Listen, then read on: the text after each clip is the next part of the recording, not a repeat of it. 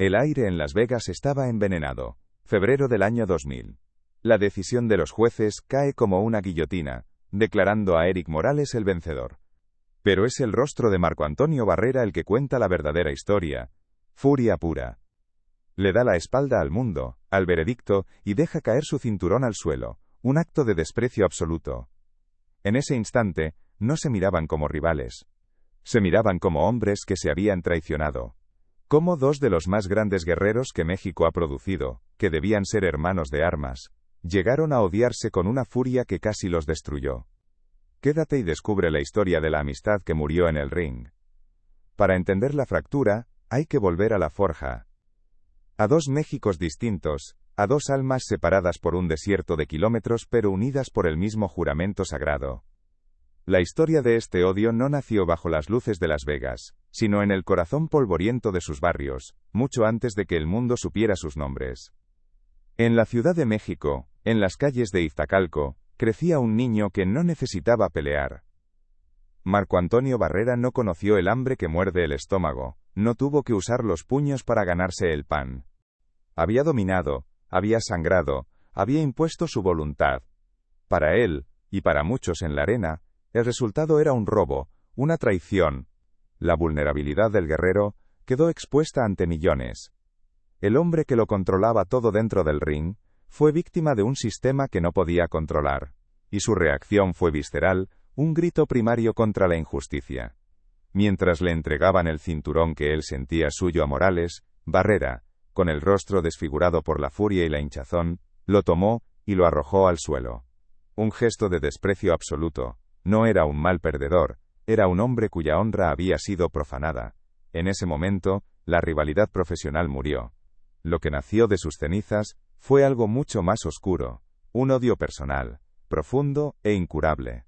La victoria no le dio paz a Morales, solo le dio un enemigo mortal. La derrota no humilló a Barrera, lo convirtió en un hombre obsesionado con la venganza. La primera herida no había cicatrizado, se había infectado. La semilla del odio, plantada por los promotores y regada por el regionalismo, acababa de germinar en la lona del Mandalay Bay. Esa noche no terminó una pelea. Esa noche comenzó la verdadera guerra, una que se pelearía en conferencias de prensa, en gimnasios y en los rincones más oscuros de sus almas durante años. Su lucha era otra, una más silenciosa y profunda. Era la batalla contra la sombra del privilegio, la necesidad casi desesperada de demostrar que la sangre de un niño bien podía hervir con la misma furia que la de un guerrero nacido en la miseria. Su padre le dio un nombre y una vida cómoda, pero él tenía que ganarse el respeto en el único lugar donde el dinero no compra nada, el cuadrilátero. Cada golpe que lanzaba en el gimnasio no era para escapar de la pobreza, sino para construir su propia identidad, para probar que el corazón de un campeón podía latir bajo una camisa limpia. Mientras tanto, al norte, donde México se desangra contra el mundo, en el crisol de Tijuana, otro niño respiraba boxeo porque era el único aire que no estaba contaminado por la desesperanza. Erik Morales no eligió los guantes, los heredó como un destino inevitable. En la zona norte, el gimnasio de su padre, el legendario Olivaritos Morales, no era un lugar de deporte, era un altar de sacrificio. Olía a sudor, a óxido y a la violenta esperanza de cruzar una frontera, no de tierra, sino de gloria. Para Erik, cada round de sombra era un paso lejos de la fábrica, del olvido, del destino anónimo de tantos hombres de la frontera. La herida estaba abierta, y el veneno comenzaba a correr por las venas de ambos. La guerra no había terminado, apenas había comenzado. Para ser testigo de cómo este odio los consumiría, de cómo se arrastrarían el uno al otro al infierno en una espiral de autodestrucción, suscríbete y no te pierdas el próximo capítulo de esta saga trágica. El veneno de aquella noche en Las Vegas no se quedó en el ring, se filtró en la sangre, en el alma de dos hombres que ahora se miraban a través de un abismo de rencor. La primera herida no había cerrado, se había infectado, y durante 2 largos años, esa infección se extendió, alimentada por el sistema que los había creado. Los promotores, con sonrisas de tiburón y contratos en mano, no vendían una pelea, vendían una ejecución pública. Cada entrevista era un barril de gasolina. Cada titular, una cerilla encendida. La prensa los convirtió en caricaturas de su propio odio. Barrera, el niño rico de la capital que no respetaba la dureza de la frontera, Morales, el salvaje de Tijuana que despreciaba la arrogancia del chilango. Las palabras se volvieron más pesadas que los guantes. Ya no hablaban de técnica o estrategia, hablaban de honor mancillado, de familia insultada, de una deuda que solo podía pagarse con castigo. No peleaba por un capricho de honor, peleaba por la supervivencia de su estirpe, por poner el nombre de Tijuana en el mapa con la única tinta que el mundo respeta, la sangre. Uno buscaba la honra, el otro la vida. Uno quería forjar un legado, el otro escapar de uno. Pero ambos, bajo la mirada implacable de sus padres, hicieron la misma promesa en el silencio de un vestidor vacío. Una promesa susurrada a la Virgen de Guadalupe antes de subir al ring por primera vez: seré campeón. Por mi familia, por mi tierra. Era un juramento que los levantaría hasta el cielo, sin saber que también era el ancla que, un día, los arrastraría juntos al infierno. Esa primera promesa, la que se hace cuando no se tiene nada más que el fuego en el alma, es la más poderosa que existe. Es la que nos define. ¿Cuál fue esa promesa que te hiciste a ti mismo, y que cambió tu vida para siempre? Cuéntamelo en los comentarios. El juramento hecho en el polvo del gimnasio no fue una promesa vacía. Fue el combustible que transformó a dos muchachos en dos monstruos, dos conquistadores implacables, que ascendieron por las divisiones del boxeo, no como atletas, sino como fuerzas de la naturaleza. Primero, fue la explosión de Marco Antonio Barrera. En las conferencias de prensa, el aire era denso, eléctrico, a punto de estallar. Se retaban con la mirada, prometiéndose un dolor que las cámaras no podrían capturar. Eran dos trenes de carga en la misma vía, y el mundo entero había comprado un boleto para ver el choque. La amistad, ese recuerdo frágil de un respeto pasado, fue la primera víctima. Murió en un estudio de televisión, bajo las luces calientes y las preguntas insidiosas. Lo que quedaba eran dos depredadores, obligados a devorarse el uno al otro para el entretenimiento de las masas. El 22 de junio de 2002, subieron al ring, no como boxeadores, sino como verdugos. La segunda pelea no fue una continuación, fue una escalada. La brutalidad ya no tenía la poesía de la Primera Guerra. Ahora era metódica, fría, personal. Cada golpe de Barrera no buscaba puntos, buscaba borrar la humillación de la derrota anterior. Cada contraataque de Morales no era defensa, era un recordatorio de que él era el rey del norte, el hombre que no se quiebra. Round tras round, se despojaron de su humanidad. El sudor se mezclaba con la sangre que brotaba de cejas partidas y labios rotos. El sonido de los guantes impactando la carne era seco, sordo, el sonido de huesos protestando bajo una presión inhumana. El mundo esperaba a un boxeador técnico, un estilista salido de una familia acomodada. Lo que encontraron fue un demonio disfrazado de científico. No era la furia ciega del barrio, era algo mucho más peligroso, la furia calculada. Sus pies se movían con la gracia de un bailarín, pero sus manos caían con la precisión de un cirujano y la contundencia de un verdugo. Cada movimiento era un poema de destrucción, cada combinación una sentencia de dolor. Los campeones lo subestimaban, veían al niño bien, y bajaban la guardia una fracción de segundo. Era todo lo que él necesitaba. El gancho al hígado, su firma, no solo robaba el aire del cuerpo, sino que extraía el alma del oponente, dejándolo vacío y quebrado sobre la lona. Campeones caían, uno tras otro desmantelados por una inteligencia brutal que el mundo no esperaba del muchacho de la capital. Estaba construyendo un imperio ladrillo a ladrillo, sobre los cuerpos de quienes se atrevieron a dudar de su corazón guerrero. Y mientras la Ciudad de México coronaba a su príncipe asesino, desde la frontera norte, una fuerza distinta, más primitiva y terrible, emergía del calor de Tijuana. Erik Morales no boxeaba, arrollaba, era un tren de carga sin frenos, un castigo andante forjado en la dureza de la zona norte. Esta vez, la mano de Barrera fue levantada. Pero no había gloria en su rostro, solo el agotamiento de un hombre que ha vaciado su alma para saldar una cuenta. La victoria no trajo paz, solo un empate en el marcador del odio, 1-1. El veneno no se había neutralizado. Simplemente había cambiado de portador. Ahora era Morales quien sentía el aguijón del robo, la injusticia de una decisión que, para él y para su gente, era una traición.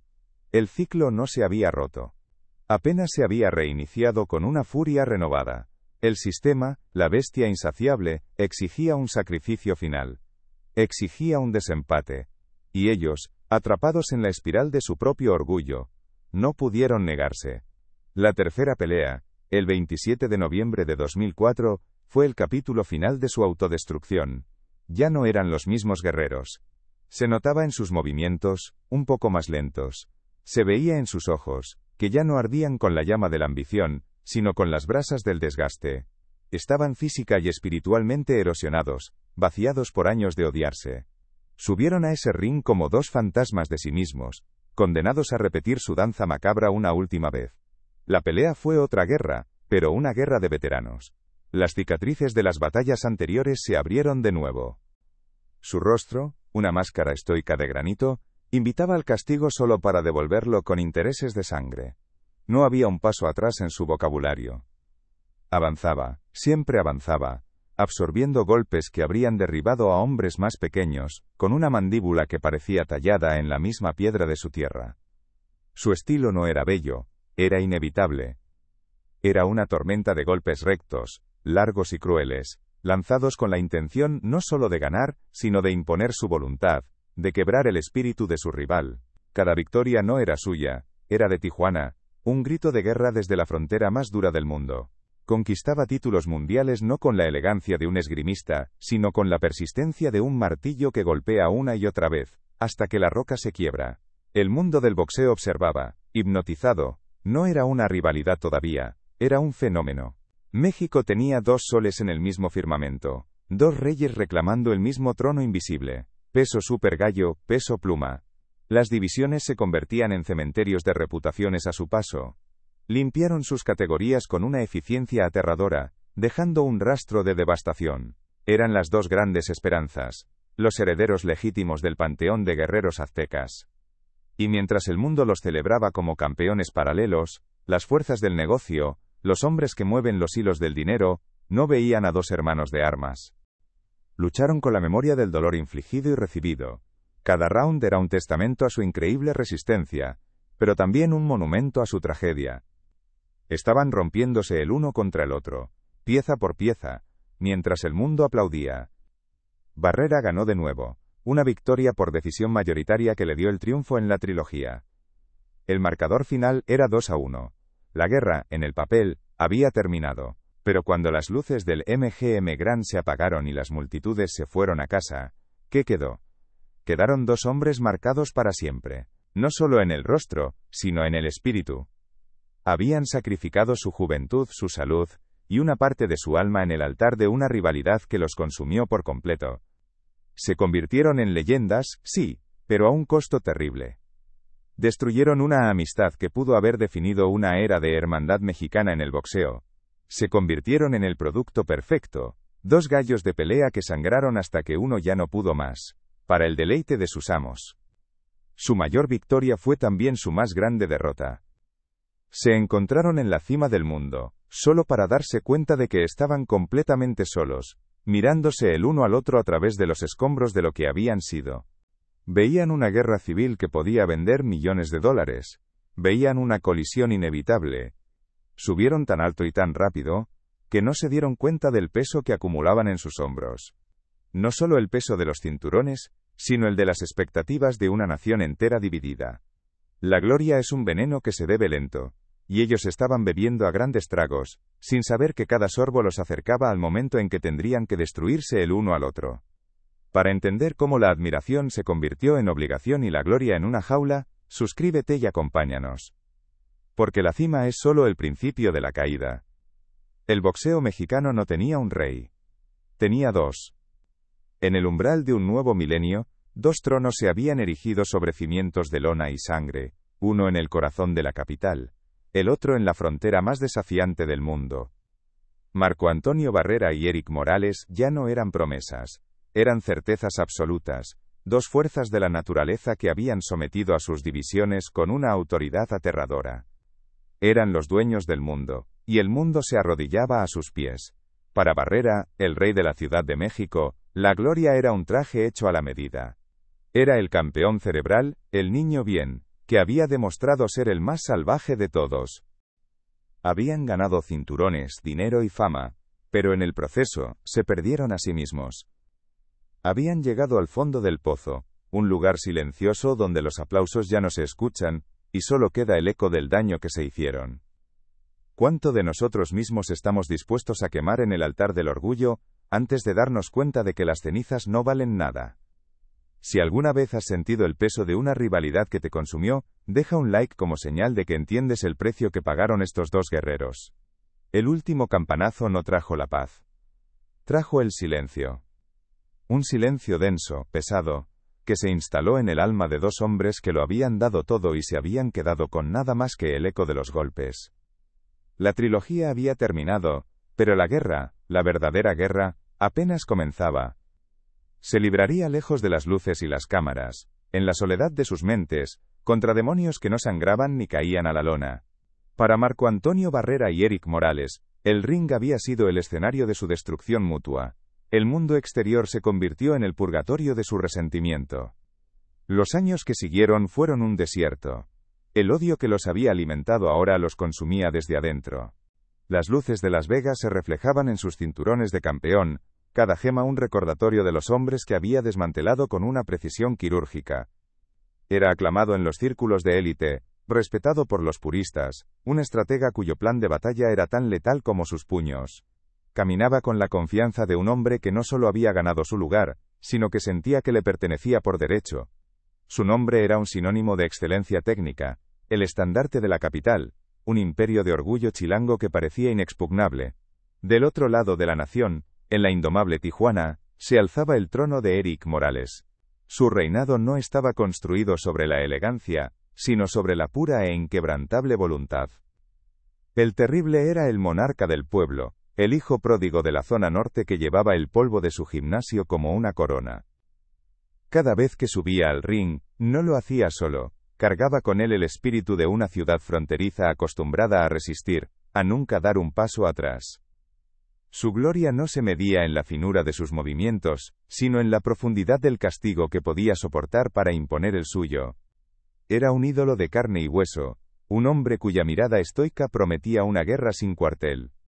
Eran leyendas, sí, pero leyendas rotas, dos mitades de un espejo fracturado que ya no podían reflejar la gloria, solo la imagen del hombre que más despreciaban. Barrera, el vencedor en el papel, regresó a la Ciudad de México con los cinturones, pero el peso de la victoria era indistinguible de la derrota. Cargaba con la certeza de haber aniquilado no a un rival, sino a un igual, a un hermano de armas, al que el sistema lo había obligado a odiar. Cada mañana, se enfrentaba a un hombre en el espejo que había tenido que volverse un monstruo para sobrevivir, y no estaba seguro de cómo dejar de serlo. En Tijuana, Éric Morales cargaba con una cruz diferente, la de su orgullo fronterizo, inquebrantable, ahora herido. Para un hombre forjado en la máxima de no rajarse, la derrota era un veneno que corrompía cada recuerdo de su valentía. Se sentía traicionado, no solo por los jueces, sino por el destino. Él había sido el protagonista de la guerra más salvaje, el que había absorbido el castigo inhumano, y aún así, la historia la escribirían los vencedores. El silencio de Morales era estoico, pero por dentro, la furia ardía sin consumirse, buscando un enemigo que ya no estaba allí. El mundo del boxeo siguió adelante, pero ellos estaban atrapados en el ámbar de esos 36 rounds, reviviendo cada golpe, cada insulto, cada mirada de desprecio. Su nombre se gritaba en las cantinas, en las fábricas, en las calles de un barrio que veía en él su propia resiliencia hecha leyenda. México entero se partió en dos. La pregunta ya no era si eras aficionado al boxeo, sino de quién eras. ¿Del técnico capitalino o del fajador fronterizo? Cada victoria de uno era un desafío para el otro. Se estudiaban a la distancia, dos depredadores alfa en el mismo territorio, conscientes de que el firmamento no era lo suficientemente grande para sus dos soles. La nación entera contenía la respiración, embriagada por la gloria de tener a dos de los mejores libra por libra del planeta, pero a la vez, ansiosa por la inevitable guerra civil que definiría al único y verdadero rey. En ese momento de apogeo, en la cúspide de su poder, parecían invencibles, deidades mortales envueltas en la adoración de millones, convencidos de que nada podía romperlos. Pero cuando un hombre se sienta en la cima del mundo, tan alto que puede tocar el cielo, es capaz de ver la grieta que se forma bajo sus pies. ¿Puede un rey, cegado por el brillo de su propia corona, ¿Sentir la fría sombra que su mismo trono comienza a proyectar? El aire de un nuevo milenio olía a pólvora. Se cruzaban en eventos, en ceremonias, en pasillos de hotel. El aire se electrificaba. No había palabras, solo un reconocimiento gélido, una inclinación de cabeza tan cortante como un uppercut. Eran los dos polos de un mismo imán, condenados a repelerse. La industria, los fanáticos, incluso sus propios círculos, esperaban la chispa que reavivara el infierno, pero solo encontraban las cenizas de un fuego que los había dejado huecos. El resentimiento era un hábito, una armadura que se habían puesto hacía tanto tiempo que ya no sabían cómo quitársela. Era más fácil odiar que enfrentar el vacío que la ausencia de esa guerra había dejado en sus vidas. Pero el tiempo, ese juez implacable que desgasta la piedra y oxida el acero, también erosiona el orgullo.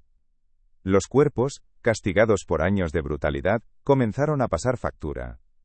Las mañanas dolían más. Las cicatrices en sus rostros se convirtieron en mapas de una geografía de dolor que solo ellos dos compartían.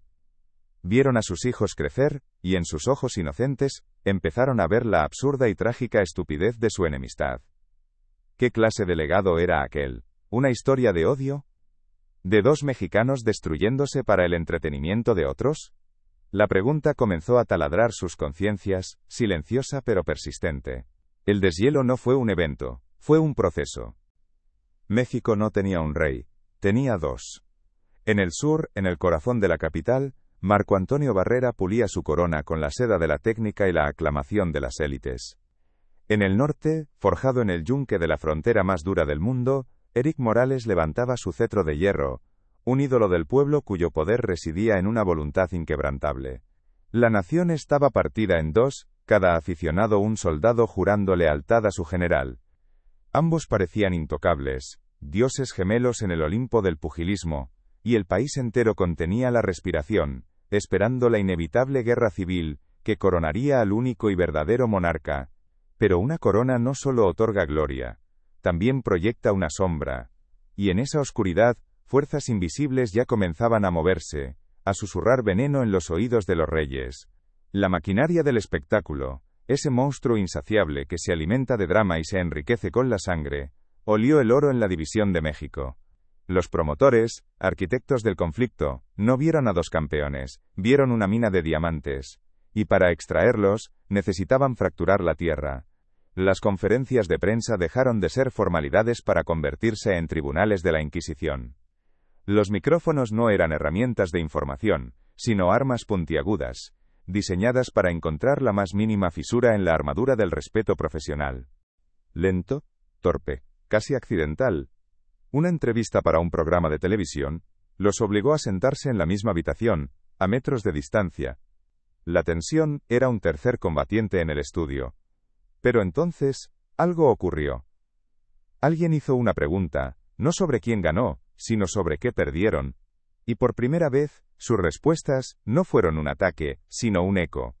Hablaron del campamento, del sacrificio, de la soledad del campeón.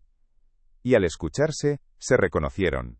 Se dieron cuenta de una verdad aterradora y liberadora. El único hombre en el planeta que podía entender el infierno por el que había pasado Marco Antonio Barrera, era Erik Morales.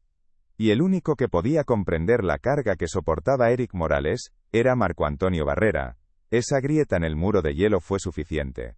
Comenzaron las conversaciones, primero a través de terceros, luego en llamadas breves y tensas. No hubo una disculpa formal, no era su estilo. Hubo algo más poderoso. Un reconocimiento. Fue una pinche guerra, cabrón, podría haber dicho uno. Sí, lo fue, habría respondido el otro. Y en esas pocas palabras, se perdonaron años de veneno. Descubrieron que el verdadero antagonista nunca había estado en la esquina contraria. Había estado en las oficinas de los promotores, en los titulares de los periódicos, y sobre todo, dentro de ellos mismos, en ese orgullo macho que les impedía mostrar cualquier fisura de humanidad. Cada pregunta era una chispa lanzada a un barril de gasolina. ¿Quién es el verdadero campeón de México? ¿El niño bien de la capital o el guerrero de la frontera? ¿La técnica o el corazón? Y ellos, jóvenes, orgullosos e imbuidos de un código de honor que no permite dar un paso atrás, cayeron en la trampa. La rivalidad regional, antes un simple color en el tapiz de su historia, fue teñida con los tonos oscuros del odio. La prensa de la Ciudad de México ensalzaba a Barrera como el estandarte de la sofisticación, pintando a Morales como un bárbaro sin arte. La prensa de Tijuana respondía con furia, defendiendo a su terrible como la encarnación del verdadero espíritu mexicano, aquel que no se quiebra, que no se rinde, mientras describían a Barrera como un producto protegido, un campeón de laboratorio sin la dureza de la calle. De repente ya no eran solo Barrera y Morales, eran el chilango contra el fronterizo, el sur contra el norte. Llevaban sobre sus hombros el peso de sus ciudades, el orgullo de sus barrios, una carga demasiado pesada para cualquier hombre. Las primeras palabras se convirtieron en dagas. Morales, con su estoicismo norteño, lanzaba frases cortas y pesadas como rocas. Barrera, más cerebral, respondía con un sarcasmo afilado que escondía una furia creciente. La redención llegó cuando finalmente pudieron reírse de la locura de todo aquello. Las imágenes de dos hombres de mediana edad, con los rostros marcados por la batalla, compartiendo anécdotas y riendo juntos en un set de televisión, fueron más impactantes que cualquier knockout. Era la imagen de dos soldados que, tras intentar matarse en el campo de batalla, se encuentran años después en un bar, y descubren que tienen más en común entre ellos que con nadie más. Su lucha final no fue por un título mundial, fue una lucha por recuperar su propia humanidad de las garras de la leyenda que los había devorado, y en esa batalla, la más dura de todas, no hubo una decisión dividida. Por primera vez en su historia, ambos salieron del ring como ganadores. Su redención no se encontró en un cinturón de oro, sino en un apretón de manos que finalmente cerró las heridas. Al final de su búsqueda de redención, te preguntamos. Déjanos en los comentarios qué significa, para ti, ser un verdadero campeón. El eco de los golpes se ha desvanecido. El rugido de la multitud es ahora un susurro en la memoria. Lo que queda, después de la sangre, la gloria y el veneno, es el silencio. Un silencio pesado, denso, poblado por los fantasmas de 3 guerras, que definieron, no solo una era, sino las almas de 2 hombres. El respeto, esa delgada capa de barniz que protege la madera de la hermandad, comenzó a agrietarse, a desprenderse, revelando la fibra cruda de un antagonismo, que se volvía personal con cada titular, con cada noticiero. El sistema les dio el escenario, la prensa les dio el guión, pero fue el orgullo, ese antiguo y terrible dios del machismo mexicano, el que les obligó a interpretar sus papeles hasta las últimas consecuencias. En su cultura, mostrar debilidad es peor que la muerte, retroceder es una deshonra. Cada mirada desafiante en un careo, cada palabra que cuestionaba su valor, era un ataque directo a su hombría, a su honor. Y la única respuesta aceptable era la escalada. No podían sentarse a hablar. No podían ignorarlo. Estaban atrapados en una espiral de la que el ring era la única salida. La pelea ya no era por un cinturón. Era por algo mucho más profundo, más tribal. Era por el derecho a afirmar: mi tierra es más brava que la tuya. Mi sangre es más fuerte que la tuya. Yo soy más hombre que tú. La amistad profesional que alguna vez existió, el reconocimiento mutuo de 2 maestros del mismo arte sangriento, se disolvió como sal en el agua. Se convirtió en un recuerdo lejano, borroso, imposible. Los campamentos de entrenamiento se transformaron en fortalezas de resentimiento. En ese silencio, Marco Antonio Barrera y Eric Morales encontraron por fin la paz, no en la victoria sobre el otro, sino en la victoria sobre el odio que los había consumido. Se miran ahora, no a través de la lona manchada de sudor y resentimiento, sino a través de la mesa de un estudio, con los rostros marcados por las batallas que compartieron. Las cicatrices ya no duelen. Ahora, simplemente, cuentan una historia. Y así, volvemos a la pregunta que nos trajo aquí, la pregunta que nació en el caos de aquella primera noche, con un cinturón abandonado en el suelo, y 2 miradas que prometían aniquilación. ¿Cómo 2 de los más grandes guerreros que México ha producido, que debían ser hermanos de armas, llegaron a odiarse con una furia que casi los destruyó? La respuesta, trágica y simple, es que nunca se odiaron realmente el uno al otro, odiaban el reflejo que veían en su rival. En Barrera, Morales veía al niño bien de la capital, el técnico privilegiado que, a sus ojos, no había conocido la misma hambre que forja a los hombres en la frontera. En Morales, Barrera veía al fronterizo terco, al peleador de barrio intransigente, la encarnación de una dureza que desafiaba su propia legitimidad como guerrero. No eran hombres, eran símbolos. Cada golpe al costal llevaba el rostro del otro. Cada gota de sudor era un juramento de destrucción. Estaban siendo corrompidos, consumidos por la misma narrativa que los estaba haciendo millonarios y legendarios. Eran los protagonistas de una tragedia que ellos mismos escribían con cada declaración venenosa. La gloria absoluta que habían alcanzado se convirtió en una jaula dorada, y la sombra de la corona comenzó a devorar la luz de sus almas. El mundo del boxeo no quería ver a dos hermanos de armas celebrar la grandeza de México, quería verlos romperse el uno contra el otro. Y ellos estaban a punto de concederle ese deseo. La pregunta que resuena a través de las décadas es, ¿qué fue lo que realmente los quebró? ¿Fue la codicia de los promotores que vendieron su hermandad por un puñado de plata? ¿Fue el peso del regionalismo, la obligación de defender el honor de sus ciudades natales? ¿O fue algo más profundo, un código no escrito en la sangre del guerrero mexicano que les impedía mostrar cualquier cosa que no fuera una furia implacable? ¿Cuál crees tú que fue el veneno que infectó la raíz de su respeto? Déjame saber tu opinión en los comentarios. Porque para entender la guerra que estaba por venir, primero debemos entender la paz que fue asesinada. Eran las banderas de dos Méxicos en pugna, la capital contra la provincia, el sur contra el norte, el estilista contra el fajador. Y sobre ese fuego, el sistema del boxeo arrojó toda la gasolina que pudo encontrar. Promotores como Bob Arum no vendieron una pelea, vendieron una guerra civil.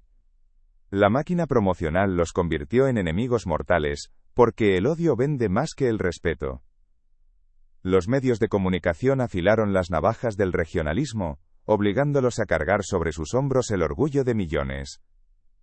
Y ellos, atrapados en la jaula cultural del machismo, no podían dar un paso atrás.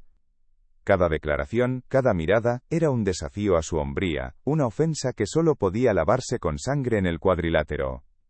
Se odiaron porque el mundo los obligó a hacerlo, y eran demasiado orgullosos, demasiado mexicanos, para decir que no. El ring se convirtió en el altar donde sacrificaron no solo su salud, sino una amistad que pudo haber sido legendaria. Su legado, por lo tanto, no se mide en los resultados de 2-1.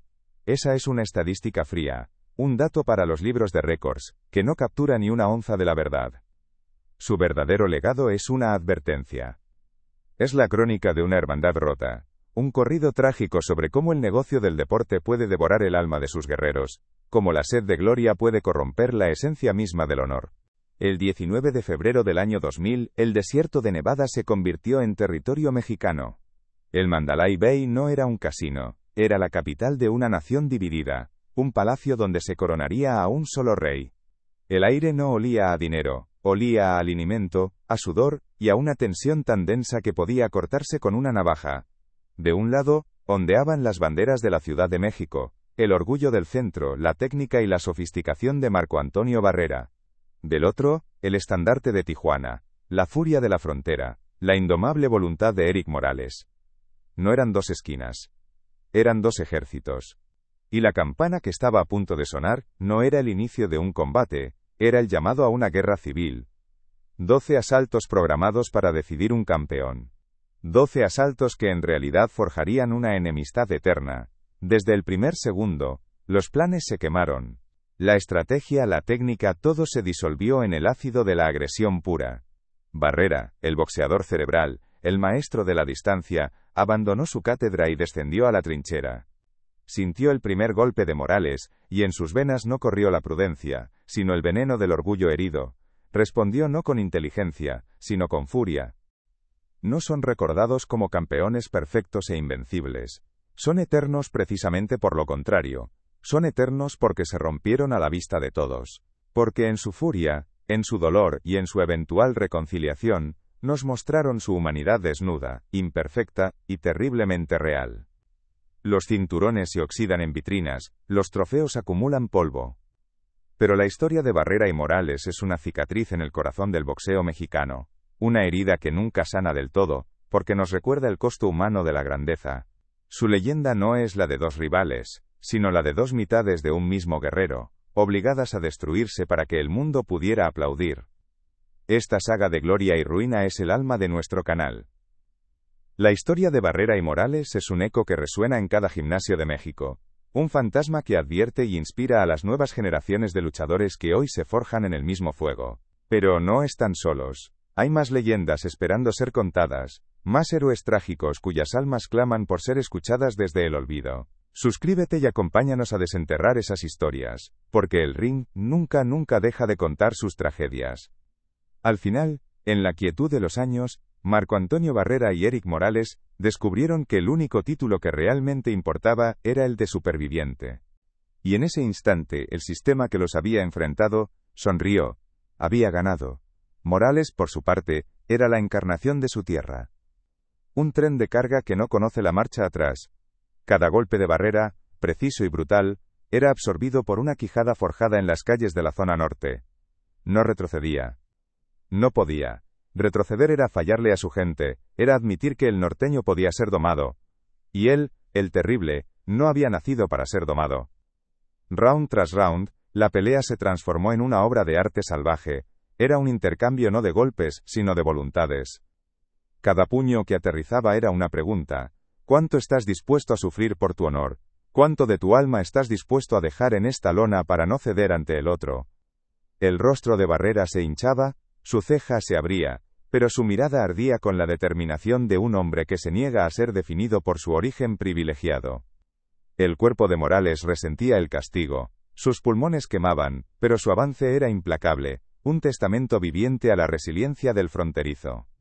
El público ya no gritaba por un boxeador, gritaba por su región. Cada combinación exitosa de Barrera era un grito de victoria para el sur.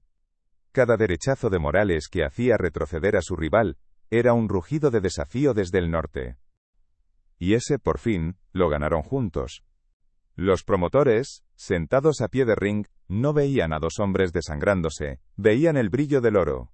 Veían una secuela. Veían una trilogía.